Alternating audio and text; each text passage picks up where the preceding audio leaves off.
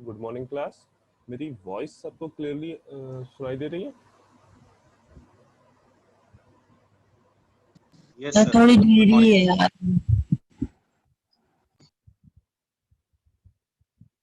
और स्क्रीन सबको विजिबल है? No sir.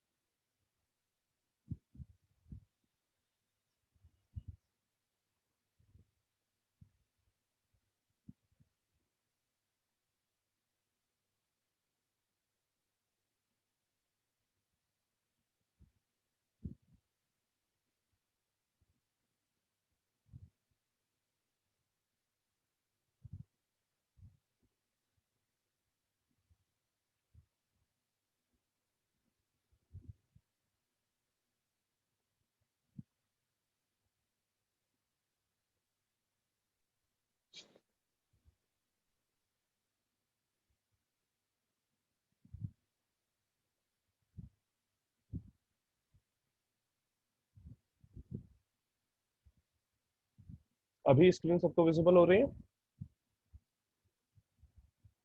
Yes sir. Yes sir. Yes sir है।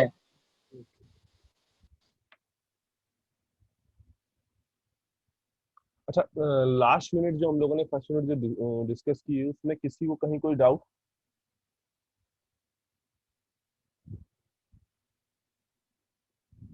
सर वो वेव वेक्टर एक बार एक्सप्लेन कर दीजिए सर बस।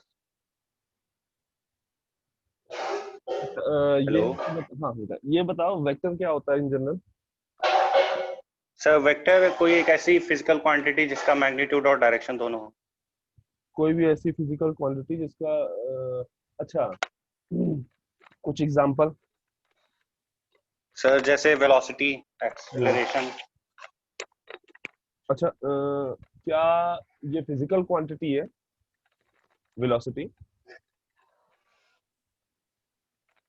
सर वेलोसिटी, सर फोर्स को कह सकते हैं हम। ओके, तो इसी तरीके से जब किसी वेव की आप बात कर रहे हो और अगर उस वेव की के मैग्नीट्यूड और उसकी जो डायरेक्शन है उन दोनों को अगर कोई पर्टिकुलर पैरामीटर रिप्रेजेंट कर रहा है तो उसको आपने नॉर्मल वेव वेक्टर कह दिया। Okay sir.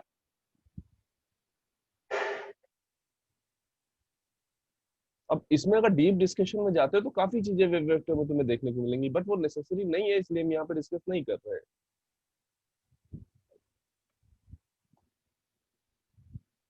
Okay sir.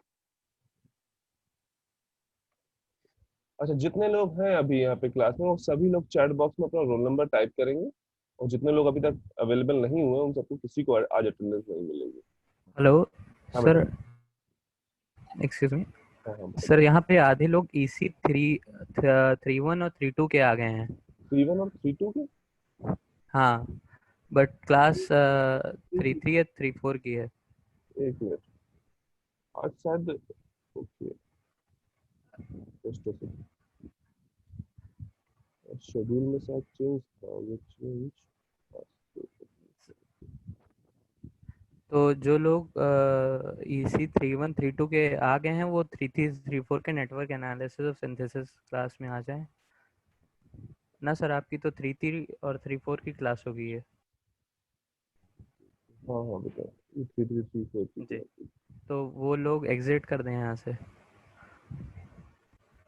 Okay, तो इट्स माय मिस्टेक कि मैंने उसे आई गेस गूगल मीट का मीटिंग का जो लिंक था हाँ मैंने हाँ सर, उसमें वो शेयर हो कर गया। दिया। जी सर, इसीलिए मैं आया था यहाँ पे। वो लोग एग्जिट हो जाएं, बाकी आप क्लास कंटिन्यू करिए सर। ठीक, थैंक यू।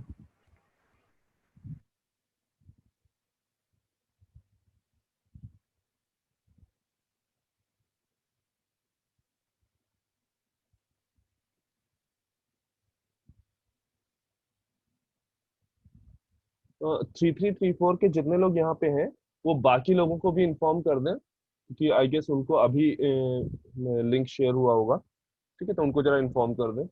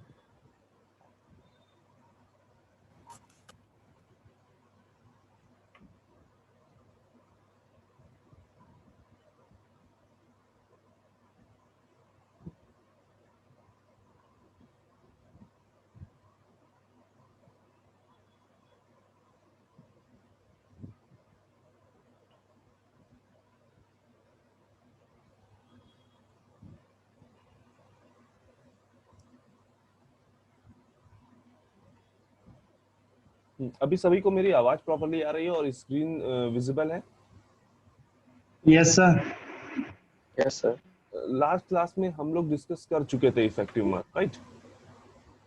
क्या होता था इफेक्टिव मास?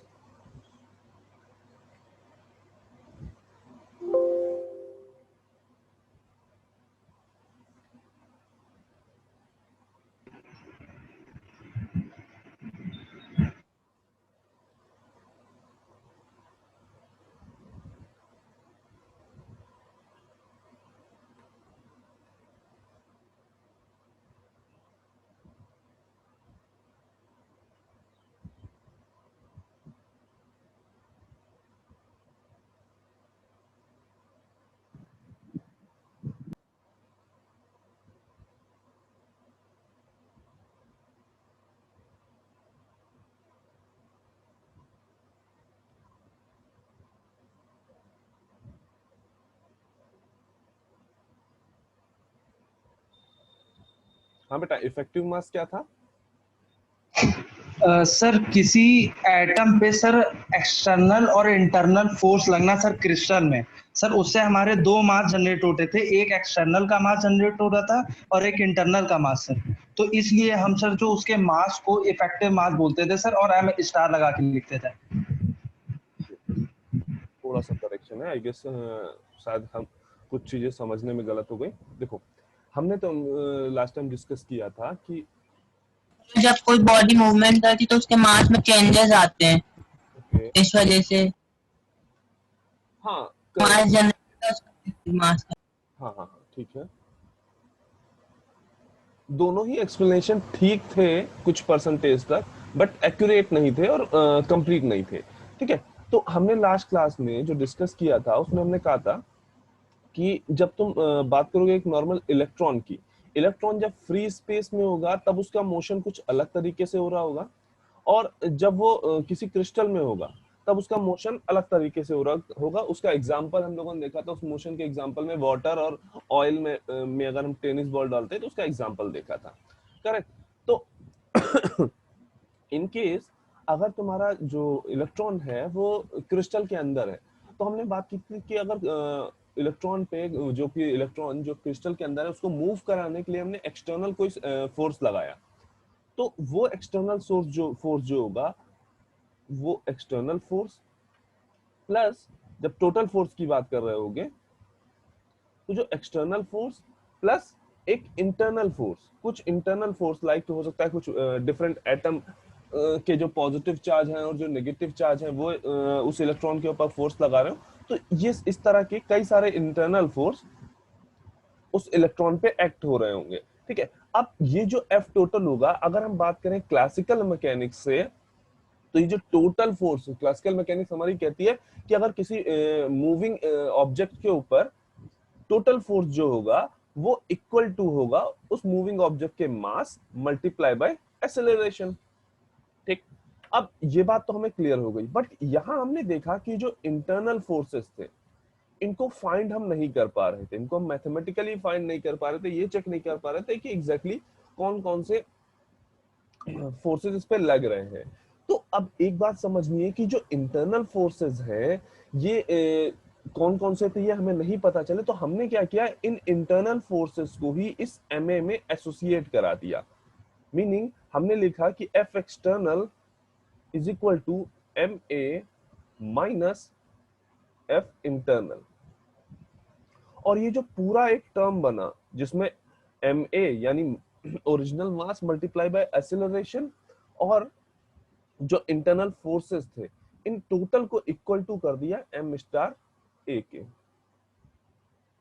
ठीक है, मीनिंग हम इंटरनल फोर्स यहाँ पे कैलकुलेट नहीं कर पा रहे थे, रीजन कि ये जो इंटरनल फोर्सेस होंगे ये बेसिकली किस फिनोमिना या किस वजह से आ रहे होंगे, जो क्वांटम मैकेनिक्स में हमने डिफरेंट फिनोमिना पढ़े उनकी वजह से आ रहे होंगे। मतलब जो इंटरनल फोर्सेस हैं ये किसको रिप्रेजेंट कर रहे होंगे, क्वांटम मैकेनिक्स को रिप्रेजेंट कर रहे होंगे।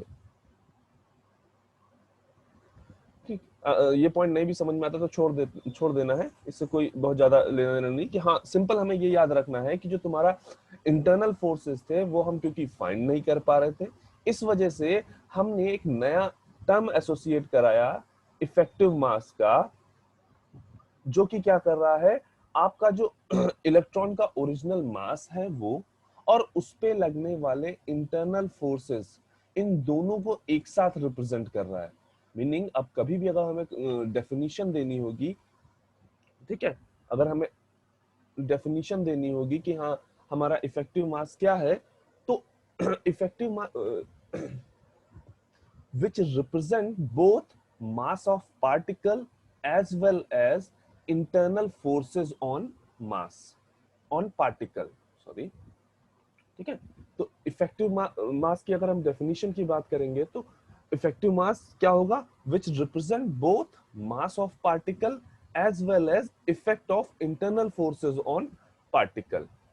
ये बात समझ में आ गई। ठीक है, उसके बाद हमने यहाँ पे बोला था कि हाँ अगर इन केस हम बात करें कि तुम्हारा जो इलेक्ट्रॉन है उसके ऊपर अगर हमने इलेक्ट्रिक फील्ड ई लगाई है, ठीक है, हमने एक इलेक्ट्रिक फील्ड ई लगाई है, तो उसका जो एक्सेलरेशन होगा इलेक्ट्रॉन का वो कुछ इस तरीके से हम डिफाइन कर सकते हैं। तो उस एक्सेलरेशन को यूज, अगर हमें एक्सेलरेशन डिफाइन करना है तो उसके लिए हमने मास कौन सा यूज किया है? इफेक्टिव मास है। अच्छा, अब ये बताओ, ये ma is equal to minus QE, ये तो हमारा क्लासिकल मैकेनिक्स से हमने फाइंड आउट किया ना। ये बात जो आई, ये क्लासिकल मैकेनिक्स से हमने फाइंड आउट किया, मतलब जो हम ऑलरेडी सारी चीजें पढ़ते आ रहे हैं कि हाँ जो भी टोटल फोर्स होंगे वो हमेशा ma के इक्वल होंगे। तो एक तरह से हम देखें तो ये क्या बता रहा है, जो ये m स्टार, ये जो इफेक्टिव मास है, ये बेसिकली क्या कर रहा है, क्वांटम मैकेनिक्स और क्लासिकल मैकेनिक्स के बीच में एक तरह से रिलेशन प्रोवाइड कर रहा है। कि मतलब अगर आप इफेक्टिव मास को यूज कर रहे हैं तो आप क्लासिकल मैकेनिक्स के कुछ फॉर्मूले, कुछ रिजल्ट्स जो हैं वो क्वांटम में भी यूज कर सकते हैं। मीनिंग अभी तक हमने ये बात तो समझ ली ना कि इलेक्ट्रॉन की जब एनालिसिस कर रहे होंगे हम कुछ भी, तब इलेक्ट्रॉन की एनालिसिस में हमें ज्यादातर जो क्लासिकल मैकेनिक्स के जो रिजल्ट्स हैं वो ऑलमोस्ट फेल हो रहे थे। इलेक्ट्रॉन की जो मूवमेंट है या इलेक्ट्रॉन की जो पोजीशन है, उन सबको वो डिफाइन नहीं कर पा रहे थे, क्लासिकल मैकेनिक्स उसको डिफाइन नहीं कर पा रही थी, इसीलिए हमने क्वांटम मैकेनिक्स देखी। ठीक है, तो ये जो पैरामीटर है इफेक्टिव मास, ये बेसिकली क्या है, एक पैरामीटर है that relates quantum mechanics result to classical mechanics result, है ना। लास्ट क्लास में ये पॉइंट डिस्कस नहीं हुआ था। तो इफेक्टिव मास में आप किसी को डाउट? No sir. नेक्स्ट हमारे पास जो टॉपिक है, अच्छा हम सेकेंड यूनिट स्टार्ट कर चुके हैं, स्टार्ट करने जा रहे हैं।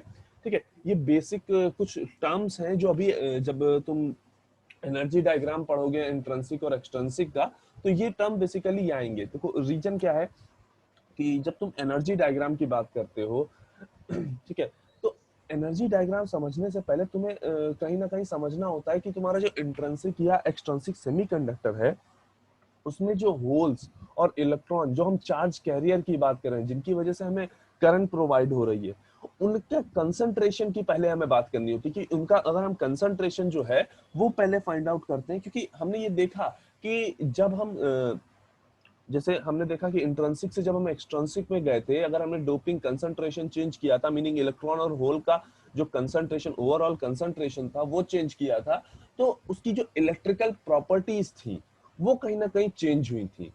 ठीक है, उसकी जो कंडक्टिविटी थी वो चेंज हुई थी। तो हमें फर्स्ट ऑफ ऑल जो हमें कंसीडर करना है, ये फाइंड आउट करना है कि बेसिकली जो हमारे इलेक्ट्रॉन या होल है उनका क्रिस्टल में डिस्ट्रीब्यूशन किस तरह से है, वो उनकी अवेलेबिलिटी कहाँ पर कितनी है। अगर हम बात कर रहे हैं कि जैसे एन टाइप सेमीकंडक्टर की बात कर रहे हैं, तो हमने बस जस्ट बोल दिया कि एन टाइप सेमीकंडक्टर में इलेक्ट्रॉन मेजॉरिटी में होंगे, बट क्या वो सही में मेजॉरिटी में होंगे, या होल हमने कह दिया बस कि हाँ माइनॉरिटी में होंगे। तो इस चीज को फाइंड आउट करने के लिए, मैथमेटिकली इस चीज को फाइंड आउट करने के लिए कि इलेक्ट्रॉन और होल का कंसंट्रेशन बेसिकली क्या होगा, फर्स्ट थिंग हम ये देखेंगे कि हाँ इलेक्ट्रॉन और होल को,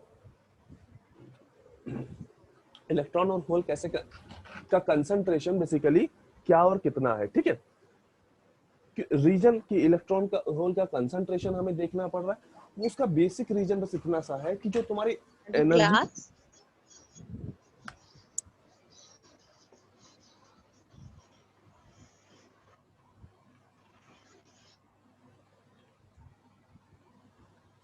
जो बेसिकली जो एनर्जी डायग्राम है, ये जो एनर्जी स्टेट्स है, वो बेसिकली क्या है, कहीं ना कहीं कंसंट्रेशन पे, तुम्हारे इलेक्ट्रॉन और होल के कंसंट्रेशन पे डिपेंडेंट है। कि जैसे जैसे इलेक्ट्रॉन होल का कंसंट्रेशन चेंज होगा, उस की जो एनर्जी होगी, जो एनर्जी लेवल्स होंगे वो बेसिकली चेंज होंगे। अभी आप देखेंगे कि कैसे एक्सट्रिंसिक में तुम्हें डिफरेंट एनर्जी लेवल्स मिल रहे हैं। एन टाइप में की अगर बात कर रहे हो तो एन टाइप सेमीकंडक्टर में तुम्हें डिफरेंट टाइप के एनर्जी लेवल मिल रहे हैं। उसी तरीके से जब पी टाइप की बात कर रहे हो तो उसमें डिफरेंट टाइप के एनर्जी लेवल मिल रहे हैं। तो फर्स्ट ऑफ ऑल जो हमें समझना है कि हाँ इलेक्ट्रॉन और होल का कंसंट्रेशन, अगर किसी पर्टिकुलर सेमीकंडक्टर में हम बात कर रहे हैं, तो उसका कंसंट्रेशन हम कैसे फाइंड आउट कर सकते हैं, और वो किस तरीके से, वो जो कंसंट्रेशन जिसकी हम बात कर रहे हैं इलेक्ट्रॉन और होल की, वो कंसंट्रेशन कैसे तुम्हारा एनर्जी से रिलेटेड है। तो उसको बात करने के लिए हमें दो टर्म पढ़ने हैं। फर्स्ट तुम्हारा density of state function, and second तुम पढ़ोगे फर्मी डिराइव फंक्शन। ठीक है, फर्स्ट जो तुम्हें टर्म पढ़ना है वो है density of state function, and second जो होगा वो फर्मी डिराक फंक्शन होगा। अच्छा, तो अब ये समझना है कि ये डेंसिटी ऑफ स्टेट फंक्शन क्या देता है।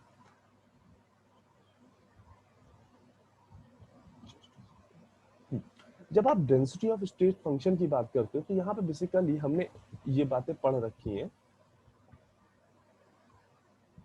कि जो क्रिस्टल या एटम में जब इलेक्ट्रॉन का डिस्ट्रीब्यूशन होता है तो वो क्या होता है, डिफरेंट स्टेट्स में, डिफरेंट एनर्जी स्टेट्स में, मतलब ऐसी स्टेट्स जिनकी एनर्जी डिफाइंड है, ऐसी डिफरेंट स्टेट्स में वो डिस्ट्रीब्यूटेड रहते हैं।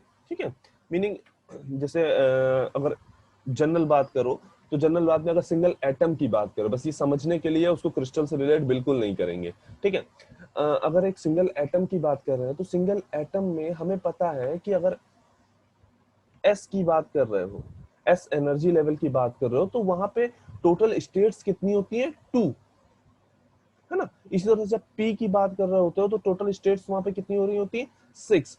उसके बाद जब टोटल क्रिस्टल की हमने बात की थी तो वहां पे टोटल स्टेट्स कितनी मिली थी, 8। एक पर्टिकुलर आइटम की बात कर रहे हैं जब, अगर हम टोटल क्रिस्टल की बात कर रहे थे तो वहां पे 8 स्टेट्स मिल रही थी।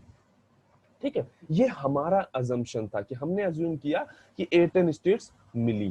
ठीक, बट अगर हम मैथमेटिकली इसको फाइंड आउट करना चाहते हैं कि कितनी स्टेट्स होंगी, ठीक है, तो वो हमें डिफाइन कौन करेगा, ये डेंसिटी ऑफ स्टेट फंक्शन। ठीक है, ये बेसिकली क्या डिफाइन करेगा कि पर यूनिट वॉल्यूम में, अगर आप किसी क्रिस्टल को देख रहे हो तो पर यूनिट वॉल्यूम में किसी पर्टिकुलर एनर्जी लेवल पे कितनी नंबर ऑफ स्टेट्स हैं। फर्स्ट पॉइंट तुम्हें याद क्या रखना है कि डेंसिटी ऑफ स्टेट फंक्शन क्या डिफाइन करता है, नंबर ऑफ स्टेट डिफाइन करता है। ठीक है, नंबर ऑफ स्टेट डिफाइन करता है। कब नंबर ऑफ स्टेट डिफाइन करता है, पर यूनिट वॉल्यूम की नंबर ऑफ स्टेट्स डिफाइन करता है किसी पर्टिकुलर एनर्जी लेवल की। इसमें किसी को कोई डाउट कि तुम्हारा डेंसिटी ऑफ स्टेट फंक्शन है क्या, तुम्हारा क्या है, ये तुम्हारा नंबर ऑफ स्टेट्स देता है per unit volume at given energy level. ठीक है, अगर आप बात करो किसी ऐसे एनर्जी बैंड डायग्राम आपने बनाया, ईवी और ये ईसी, ठीक है, तो यहाँ कई सारे ऐसे एनर्जी लेवल होंगे, यहाँ पे भी ऐसे कई सारे एनर्जी लेवल होंगे। तो मान लिया ये कोई एनर्जी लेवल है ई, ये कोई एनर्जी लेवल है ई, अगर हमें इस एनर्जी लेवल पे फाइंड आउट करना है कि कितनी नंबर ऑफ स्टेट्स होंगी। ठीक है, स्टेट्स को इस तरह से समझ सकते हो कि अगर आप बात करें कि किसी पर्टिकुलर एनर्जी की स्टेट्स की बात कर रहे हो तो मतलब जो इलेक्ट्रॉन है, मतलब ये डिफाइन कर रहा है कि अगर पर यूनिट वॉल्यूम में आप देख रहे हो तो ई एनर्जी कंटेन करने वाले टोटल नंबर ऑफ पोजीशन कितनी हो सकती है जहां पे इलेक्ट्रॉन आके रह सकता है, या जहां पे इलेक्ट्रॉन की लोकेशन हो सकती है, या इलेक्ट्रॉन आ सकता है जहां पे।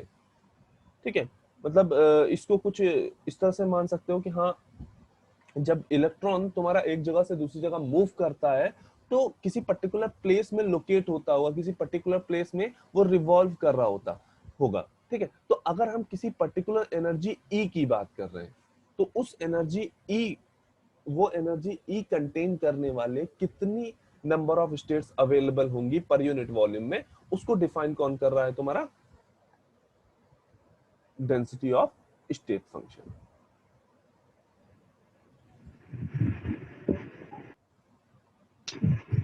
अच्छा, उसको हमने मैथमेटिकल फॉर्मूला क्या उसके लिए दिया है, एन ब्रैकेट में E is equal to gamma under root E. यहाँ पे ई क्या है, वो एनर्जी स्टेट है जहां पे हम number of state per unit volume find out करना जा रहे हैं। ठीक है, और गामा क्या है, एक पर्टिकुलर कांस्टेंट है जिसकी वैल्यू कुछ इस तरह से निकलेगी। अब ये वैल्यू डिपेंडेंट है इफेक्टिव मास की। ठीक है, ये वैल्यू जो गामा है वो बेसिकली डिपेंडेंट है इफेक्टिव मास पे। ठीक है, ये वैल्यूज तुम्हें डायरेक्टली देखनी होंगी, इसमें कोई मतलब डेरिवेशन नहीं है, कुछ भी नहीं है, तुम्हें डायरेक्टली याद रखनी होंगी कि हाँ N E is equal to, यानी density of state function is equal to gamma under root E होता है। ठीक है, अब अगर यही एन ई की बात हम करें केवल कंडक्शन बैंड के लिए, अब बात हम कर रहे हैं केवल कंडक्शन बैंड के लिए, अगर हम ये बात करना चाह रहे हैं कि अगर हम देखना चाह रहे हैं कि ये कंडक्शन बैंड में, ये जो कंडक्शन बैंड हमारा है इस कंडक्शन बैंड में बेसिकली कितनी नंबर ऑफ स्टेट्स हो सकती हैं अगर आप किसी पर्टिकुलर एनर्जी लेवल की बात कर रहे हैं, और वो एनर्जी लेवल कहाँ लाई कर रहा है, कंडक्शन बैंड में लाई कर रहा है।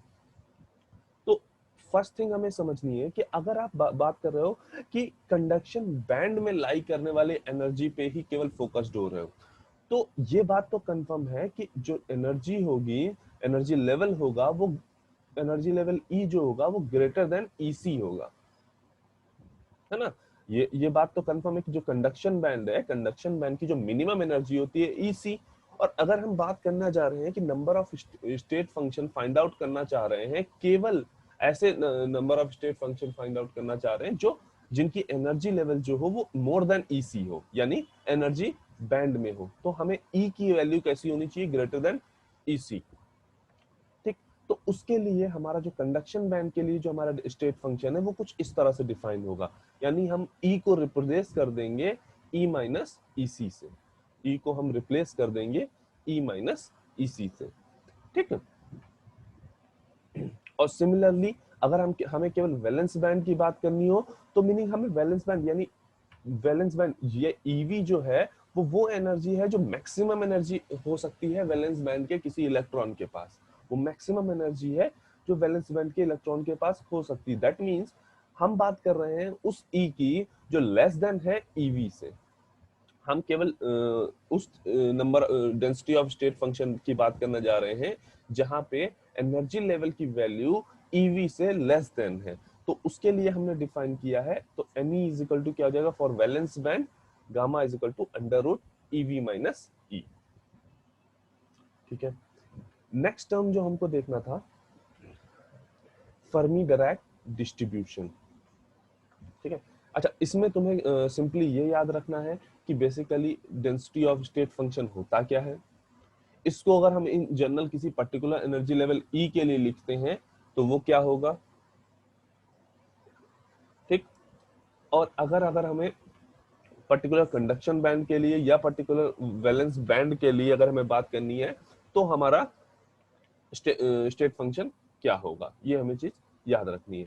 नेक्स्ट जो हमारे पास टर्म है वो बेसिकली डिफाइन कर रहा, वो क्या है, फर्मी डिराक डिस्ट्रीब्यूशन। अच्छा, ये बेसिकली क्या बता रहा है कि जब कोई इलेक्ट्रॉन, अगर किसी इलेक्ट्रॉन की बात हो रही है तो इलेक्ट्रॉन किसी पर्टिकुलर एनर्जी स्टेट को ऑक्यूपाई कर रहा है, मतलब वो इलेक्ट्रॉन उस पर्टिकुलर एनर्जी लेवल के बराबर की एनर्जी ऑक्यूपाई कर रहा है। इस चीज के होने की प्रोबेबिलिटी अगर फाइंड आउट करनी है तो वो कैसे फाइंड आउट करेंगे आप, फर्मी डिराक डिस्ट्रीब्यूशन से। मीनिंग फर्मी डिराक डिस्ट्रीब्यूशन क्या कर रहा है, प्रोबेबिलिटी प्रोवाइड कर रहा है किसी पर्टिकुलर इलेक्ट्रॉन की एट एन एनर्जी लेवल, मतलब किसी स्पेसिफिक एनर्जी लेवल ई पर, किसी स्पेसिफिक एनर्जी लेवल ई पर उस एनर्जी स्टेट के ऑक्यूपाई होने के बाय इलेक्ट्रॉन प्रोबेबिलिटी क्या है। फर्मी डिराक डिस्ट्रीब्यूशन के लिए क्या देखा तुमने, it gives probability of an energy state to be occupied by electron at an energy level. Meaning अगर हम कह रहे हैं कि ये मेरा एनर्जी लेवल ई है, यहाँ पे 1 2 3 4 स्टेट्स हैं, राइट। अगर यहाँ पे 4 स्टेट्स हैं तो अब हमें फाइंड आउट करना है कि इन 4 स्टेट्स में कितनी स्टेट्स में इलेक्ट्रॉन अवेलेबल है, कितनी स्टेट्स जो हैं वो इलेक्ट्रॉन से फिल्ड हैं। हमने कहा इस वाले स्टेट में इलेक्ट्रॉन है और इस वाले स्टेट में इलेक्ट्रॉन है। मीनिंग अगर हम एनर्जी लेवल इस ई की बात कर रहे हैं तो वहां पे टोटल 4 स्टेट्स थी और उसमें से 2 इलेक्ट्रॉन ने, उसमें से 2 इलेक्ट्रॉन ने 2 स्टेट्स को ऑक्यूपाई कर रखा था, ठीक। तो अब अगर यहाँ पे अगर आप प्रोबेबिलिटी फाइंड आउट करोगे कि एनर्जी स्टेट्स ऑक्यूपाइड हैं, उसकी प्रोबेबिलिटी फाइंड करोगे तो क्या आएगा, 2/4 आएगा ना। और ये जो रिप्रेजेंटेशन, इसी डिस्ट्रीब्यूशन का जो रिप्रेजेंटेशन है वो फर्मी डिराक डिस्ट्रीब्यूशन ने किया है। क्यों, रीजन ये कि हम इन जनरल किसी पर्टिकुलर एनर्जी लेवल पे कितनी स्टेट्स हैं और उसमें कितने इलेक्ट्रॉन हो सकते हैं, ये डायरेक्टली फाइंड आउट नहीं कर सकते, तो उसके लिए हमने ये डिस्ट्रीब्यूशन यूज किया है। ये डिस्ट्रीब्यूशन बेसिकली क्या बता रहा है, किसी पर्टिकुलर एनर्जी ई पे, किसी पर्टिकुलर एनर्जी ई के जो तुम्हारी एनर्जी स्टेट्स हैं, उन एनर्जी स्टेट्स में इलेक्ट्रॉन के अवेलेबल होने के या उन एनर्जी स्टेट्स का बाय इलेक्ट्रॉन ऑक्यूपाइड होने की प्रोबेबिलिटी जो है वो तुम्हें किससे मिल रही है, फर्मी डायराक डिस्ट्रीब्यूशन से। इसमें किसी को कोई doubt? No sir. No sir. No sir. Okay,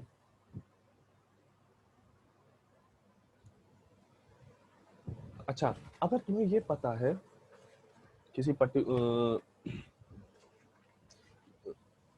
एक मिनट, जो फर्मी डायराक डिस्ट्रीब्यूशन की हमने डेफिनेशन दी वो कुछ क्या है,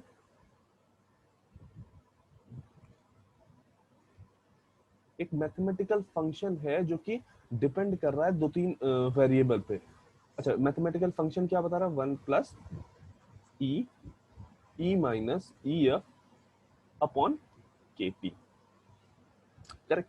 यहाँ पे हम बात क्या फाइंड आउट कर रहे हैं, किसी पर्टिकुलर एनर्जी लेवल ई पर इलेक्ट्रॉन के अवेलेबल, इलेक्ट्रॉन के स्टेट ऑक्यूपाइड करने की प्रोबेबिलिटी फाइंड आउट कर रहे हैं, वो इस डिस्ट्रीब्यूशन से फंक्शन से मिल रही है। अब ये डिस्ट्रीब्यूशन एक में ये फंक्शन और एक ये, इन दो बेसिकली दो चीजों पे ये पूरी प्रोबेबिलिटी जो है वो डिपेंडेंट है, ठीक है। किसी पर्टिकुलर, क्योंकि एनर्जी लेवल की बात करोगे तो ये तो कांस्टेंट हो जाएगा ना, तो डिपेंडेंट किस पे है, ये एक फर्मी लेवल पे और दूसरा टेम्परेचर पे। ये नया टर्म है आपके लिए, फर्मी लेवल। अभी समझेंगे कि हाँ ये फर्मी लेवल बेसिकली है क्या, और दूसरा क्या है, टेम्परेचर। तो मीनिंग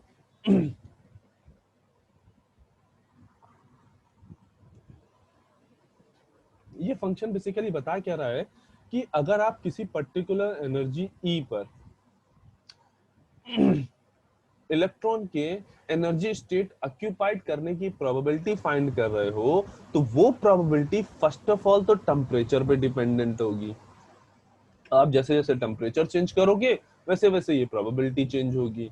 सिमिलरली दूसरा जो टर्म हमें मिल रहा है, दूसरा फर्मी लेवल पे डिपेंड करेगी। ये भी एक तरह से फर्मी एनर्जी लेवल है, एक तरह का एनर्जी लेवल है। तो दूसरा किस पे डिपेंड कर रही होगी ये प्रोबेबिलिटी, फर्मी एनर्जी लेवल पे, करेक्ट। तो अच्छा, उसके लिए कुछ एनालिसिस और हम कर सकते हैं। अगर हम बात करें, पहले हम टेम्परेचर पे डिपेंडेंसी देखने की कोशिश कर रहे हैं कि अगर हम बात करें temperature T is equal to, अगर हमारा 0 डिग्री केल्विन है, टेम्परेचर T जो है वो हमारा 0 डिग्री केल्विन है, एंड E ग्रेटर देन है EF से, जो हमारी जो एनर्जी लेवल है वो फर्मी लेवल से अबव है, ठीक है। अभी हमें केवल इतना समझना है कि जैसे हमने अभी तक देखा था कि ये एनर्जी बैंड डायग्राम जब देख रहे थे तो उसमें हमने EV देखा था, EC देखा था, एक और एनर्जी लेवल, ठीक है। वो डिफरेंट टाइप के सेमीकंडक्टर के लिए डिफरेंट टाइप होगा। इन जनरल अगर हम इंट्रिंसिक की बात करते हैं, intrinsic semiconductor, pure intrinsic semiconductor अगर होगा तो उसकी जो फर्मी लेवल होगा वो in between EC and EV होगा। अभी बस थोड़ी देर इंतजार करेंगे, अभी आपको फर्मी लेवल भी क्लियरली समझ में आएगा, ठीक। तो हम बात कर रहे हैं कि अगर आप बोल रहे हो कि टेम्परेचर जो है वो 0 डिग्री केल्विन है और जो एनर्जी E है वो ग्रेटर देन फर्मी लेवल है, मीनिंग आप किन एनर्जीज की बात कर रहे हो, इन सारी एनर्जीज की बात कर रहे हो। जब टेम्परेचर 0 है और E जो है वो ग्रेटर देन है EF से, तो वहां पे जो प्रोबेबिलिटी होगी इलेक्ट्रॉन के एग्जिस्ट करने की, जब E ग्रेटर देन EF है, वो इज इक्वल टू 1 होगी, ठीक है। हमें क्या याद रखना है कि अगर temperature T is equal to 0 की बात कर रहे हो तो जो तुम्हारी प्रोबेबिलिटी ऑफ इलेक्ट्रॉन, प्रोबेबिलिटी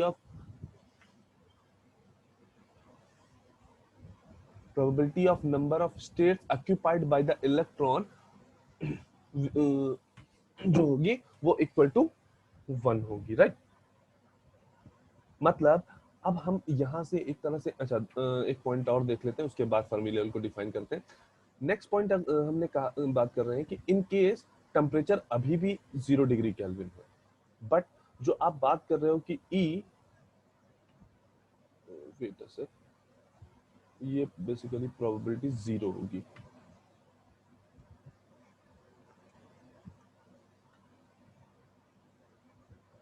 और अगर ई greater than,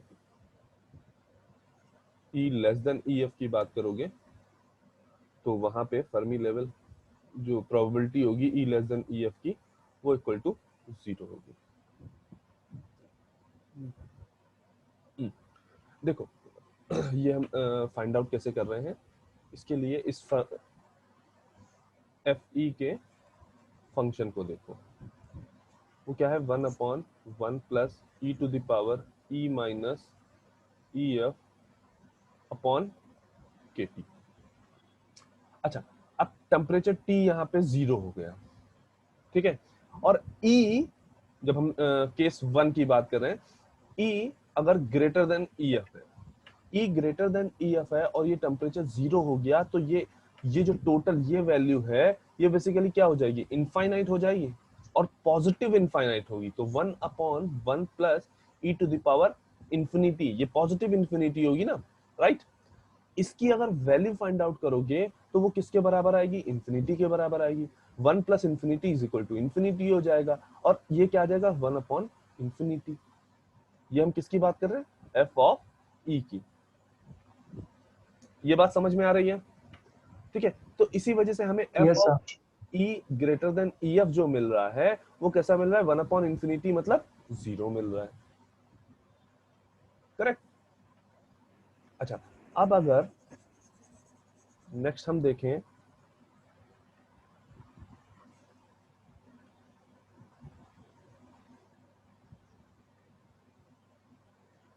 for E less than E F, तो अब देखो ये वाला जो टर्म है, ये टर्म जो है टी की वजह से, टेम्परेचर टी इक्वल टू 0 होने की वजह से, तो ये टर्म तो बन तो इनफाइनाइट, टेम्परेचर टी जो है वो 0 हो गया। और दूसरी चीज क्या हो गई, ई माइनस ई एफ जो है, अब क्योंकि ई लेस देन ई एफ है, तो ई माइनस ई एफ की वैल्यू जो होगी वो क्या होगी, निगेटिव होगी। मीनिंग अब ये जो टोटल टर्म जो बनेगा, ये कैसा बनेगा, माइनस इंफिनिटी बनेगा। मीनिंग ये क्या आएगा, 1/1 plus E to the power minus infinity, और E to the power minus infinity की अगर बात करोगे तो वो क्या आएगा, 0, ठीक है। तो हमें क्या मिला, F of E less than और ई एफ, ये क्या आ जाएगा, 1, ठीक। अब इससे हमें बेसिकली समझ में क्या आ रहा है, या हम इससे क्या देख पा रहे हैं, ठीक है। तो इन केस हमने फाइंड आउट क्या किया कि अगर आप बात कर रहे हो F greater than E F की, तो वो आ रहा है 1, और अगर आप फाइंड आउट कर रहे हो F E less than E F की, तो वो आ रहा है इक्वल टू 0, ठीक है। मतलब अगर आप ये एनर्जी स्टेट ई एफ की बात कर रहे हो, ये कोई ई है, ये कोई ईवी है, ये ईसी है, तो अगर आप कह रहे हो कि एनर्जी स्टेट ई एफ के ऊपर जितनी एनर्जी लेवल है, ये एनर्जी स्टेट ई एफ से ऊपर, यानी एनर्जी स्टेट ई एफ से